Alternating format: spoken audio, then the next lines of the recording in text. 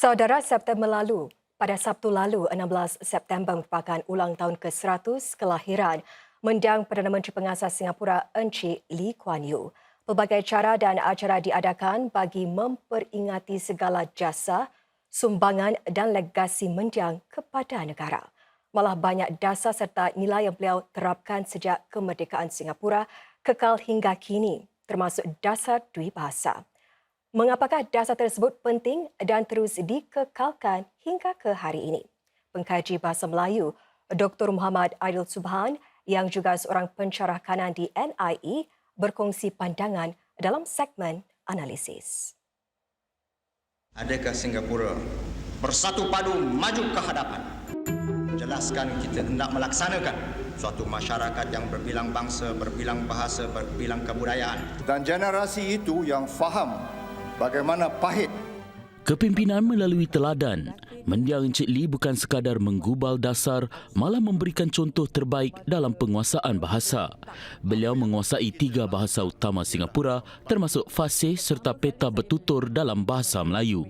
Sebenarnya pembabitan mendiang Lee Kuan Yew dalam dui bahasa ini bermula semenjak 1956 apabila beliau duduk dalam All Party Report, yang mana pada ketika itu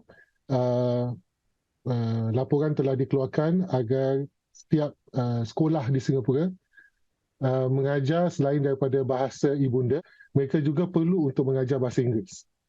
Maka ini diteruskan sehingga sekarang lah. Jadi sebenarnya dasar dui bahasa yang dipelopori oleh Encik Lee Kuan Yew itu telah berjalan selama 67 tahun. Walaupun berjaya bertahan selama lebih 6 dekad, dasar dui bahasa tidak terlepas daripada pelbagai kritikan, terutama mereka yang menghadapi kesukaran menguasai 2 bahasa. Dan saya ada pengalaman dalam mesyuarat dengan Encik Lee. Beliau sendiri sudah tahu bahawa semakin dominannya penggunaan bahasa Inggeris, maka akan ada impak terhadap penggunaan bahasa ibunda itu sendiri. Dan saya ingat beliau lihat pada saya dan beliau menyatakan dengan jelas bahawa it is up to you. Anda yang menentukan bentuknya bagaimana, penggunaannya bagaimana dan apakah yang perlu dilakukan. Turut timbul keprihatinan, penggunaan bahasa Inggeris yang dominan dalam kalangan rakyat, terutama generasi muda, boleh menyebabkan penghakisan bahasa ibunda. Dalam konteks dui bahasa ini, peranan dimainkan bukan hanya oleh pemerintah sebagai satu dasar, tetapi juga kita sebagai satu masyarakat, yang mana kita tentukan bahawa dalam kita setiap hari menggunakan bahasa Inggeris, kita tidak lupa dengan nilai-nilai kita yang mana disampaikan dalam bahasa Melayu. Seperti saya selalu nyatakanlah, dalam konteks ini, saya menyatakan bahawa kita perlu menjunjung bahasa Melayu dan menggendong bahasa Inggeris dalam kehidupan kita.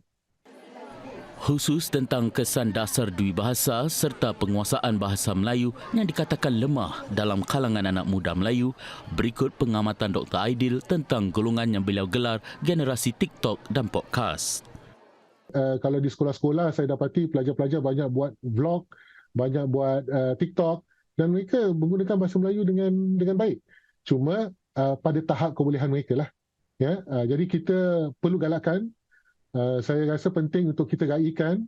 Jadi kalau kita ber-TikTok, kita bervlog, gunakanlah bahasa Melayu, ya, supaya kita dapat lihat bahawa bahasa Melayu itu semakin mekar dalam kehidupan kita seharian. Dianggarkan hampir 300 juta penduduk di wilayah Nusantara bertutur dalam bahasa Melayu atau bahasa Indonesia, dan ia merupakan bahasa kebangsaan untuk 4 buah negara iaitu Indonesia, Malaysia, Brunei dan Singapura sendiri. Oleh itu, sesiapa yang menguasainya mempunyai satu kelebihan yang cukup bermanfaat, kata Dr. Aidil. Kita hidup dalam rantau yang mana negara-negara jiran kita menggunakan bahasa Melayu sebagai bahasa utama mereka. Walaupun mereka juga menggunakan bahasa Inggeris, tapi satu penting adalah identiti masyarakat Singapura dan masyarakat Melayu Singapura adalah dia boleh bertutur dalam bahasa Inggeris yang baik dan juga bahasa Melayu yang baik. Ya, jangan lupa kedua-dua bahasa itulah. Dan inilah legasi Lee Kuan Yew sebenarnya.